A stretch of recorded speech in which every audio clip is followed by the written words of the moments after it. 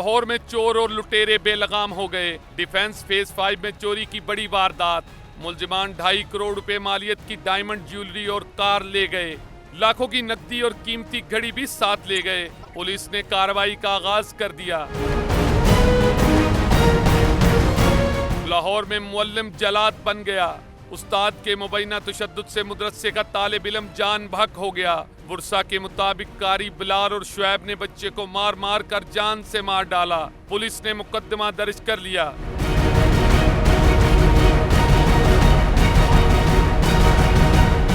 लाहौर के इलाके नवाब टाउन में गर्ल्स हॉस्टल से लड़की की लाश बरामद। लड़की की शिनाख्त हिरा के नाम से हुई। पुलिस के मुताबिक दरवाजा न खोलने पर हिरा की मौत का इंकशाफ हुआ। पुलिस ने तहकीकात का आगाज कर दिया। शहर लाहौर में क्राइम की शरह में दिन ब दिन इजाफा लाहौर पुलिस के लिए सवालिया निशान है। बढ़ती हुई क्राइम की शरह की रोकथाम के लिए पुलिस को मजीद बेहतर इक़दाम करने होंगे। कैमरामैन अदनान राजपूत के साथ मलिक मुश्ताक, 7 न्यूज़ लाहौर।